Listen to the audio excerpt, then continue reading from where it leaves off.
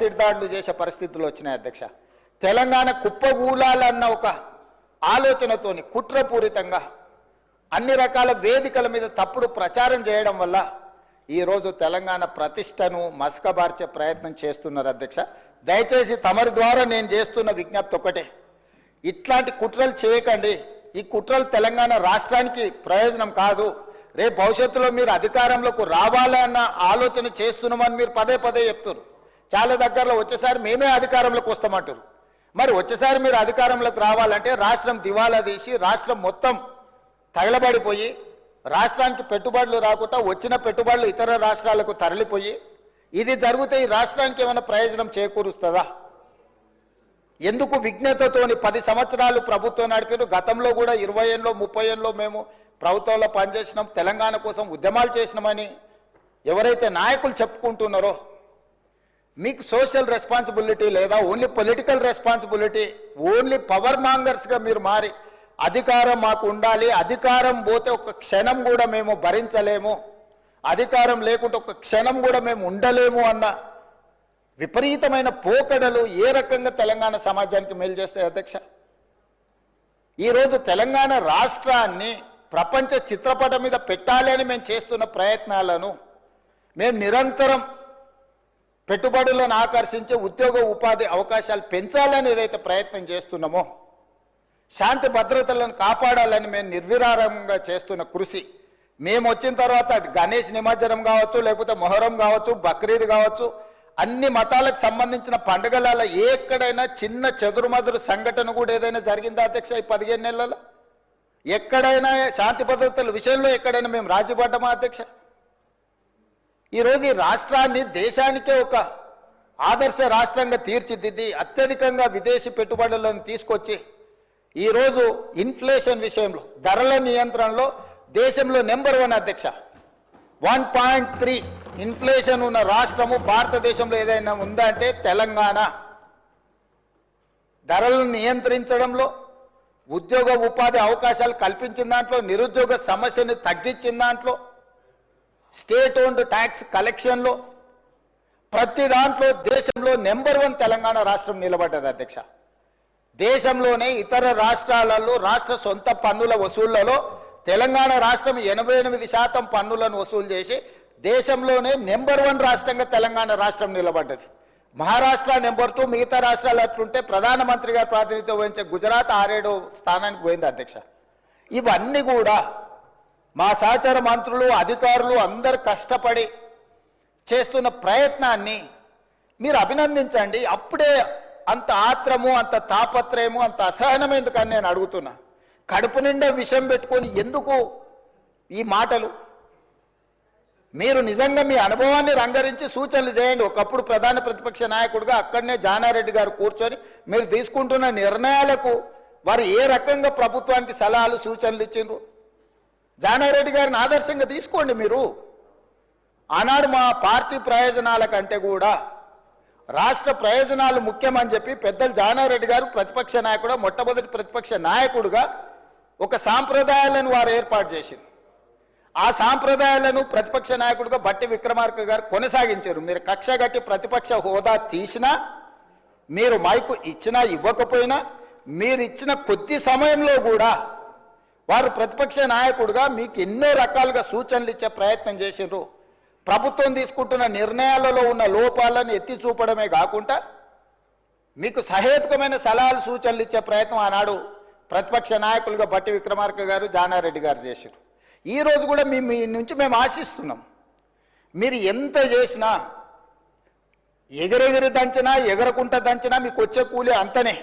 ఎన్నికలు అనేవి 2029లో వస్తాయి అధ్యక్ష. వాళ్ళ తాపత్రయపడ్డంత మాత్రాన, వాళ్ళు ఆవేదన చెందినంత మాత్రాన, వాళ్ళు హడావిడి పట్టినంత మాత్రాన 1 సంవత్సరం రావు అధ్యక్ష ఎలక్షన్లు. అప్పుడే ఒక ఆయన అంటాడు వచ్చేసినాయి బై ఎలక్షన్స్ వచ్చేసినాయి, వచ్చే నెలలే అని టికెట్లు వంచుతాడు ఒక ఆయన.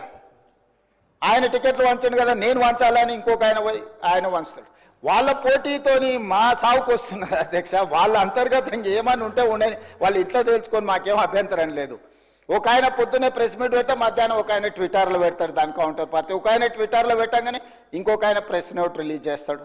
వీళ్ళిద్దరు ఇట్లా చేశారు కదా అని పెద్దల సభలో ఉన్న వాళ్ళు వాళ్ళ వైపు నుంచి వాళ్ళు అదే ప్రయత్నం చేస్తున్నారు. వాళ్ళ పోటీ రాష్ట్ర ప్రభుత్వానికి తలకాయ నొప్పిగా మారిపోయింది అధ్యక్ష. ఈరోజు అందుకే నేను ఒకటే విజ్ఞప్తి చేస్తున్నా అధ్యక్ష, ఎన్నికలు మహేశ్వర్ రెడ్డి గారి పార్టీ జమిలీ ఎన్నికలు అంటారు, అవన్నీ కలిపి తీసుకొస్తామంటారు. ఇవన్నీ ఓవేళ అంతా కలిసి వస్తే 2028లో రావాల్సిన ఎలక్షన్లు అవి 2029కి పోయేటట్టున్నాయి అధ్యక్ష. సో ఉన్న అసెంబ్లీ కూడా ఇంకో 6 నెలలు ఎక్స్ట్రాగా ఉండే పరిస్థితులు జాతీయ స్థాయిలో మనకు కనిపిస్తున్నాయి అధ్యక్ష. సో ఈ 4 ఏళ్ళు మనము రాష్ట్రాన్ని మంచిగా అభివృద్ధి చేసుకుందాము. మీరు నా దగ్గరకు వచ్చిన వాళ్ళలో అప్పుడప్పుడు టీవీలలో పేపర్లలో ఎవరు వచ్చి కలిసినా కూడా ఇటు అటు అని, నేను ఎవరికైనా నేను సభానాయకుడిగా ముఖ్యమంత్రిగా ప్రతి ఎమ్మెల్యేకి నేను అందుబాటులో ఉంటా. అది సిద్దిపేట శాసనసభ్యులు హరీష్ రావు గారు వచ్చిరా, లేకపోతే పల్లా రాజేశ్వర రెడ్డి గారు వచ్చిరా, లేకపోతే వెంకట రమణారెడ్డి గారు వచ్చిరా, నేను రాజకీయాలు చూడను అధ్యక్ష. ముఖ్యమంత్రిగా నా దగ్గరికి తీసుకొచ్చిన సమస్యల్ని వీలైనంత మేరకు వాటిని పరిష్కరించాలన్న మా భట్టి గారు సూచన చేశారు. గజ్వేల్ శాసనసభ్యులు వచ్చినా కూడా, ప్రతిపక్ష నాయకుడు వచ్చినా కూడా ఆ నియోజకవర్గానికి సంబంధించిన సమస్యలు కూడా పరిష్కరించాలంటారు.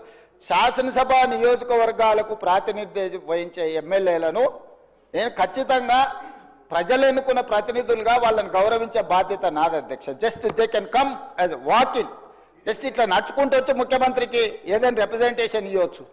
దానికి అనవసరమైన రాజకీయాలు ఆపాదించాల్సిన అవసరం లేదు అధ్యక్ష. మీరు డెఫినెట్గా ఇస్తాము. ఇచ్చినప్పుడు ఇన్ఛార్జ్ మినిస్టర్ ఉంటాడు, మీకు ఇన్ఛార్జ్ మినిస్టర్లు నిర్ణయాలు చేస్తారు. ఈరోజు ఇందిరమ్మ ఇళ్ళలో ఇందిరమ్మ కమిటీలు ఉన్నాయి, అన్నీ ఉన్నాయి. డెఫినెట్గా ఇస్తాము. మీరు ఇచ్చిన కాగితాలు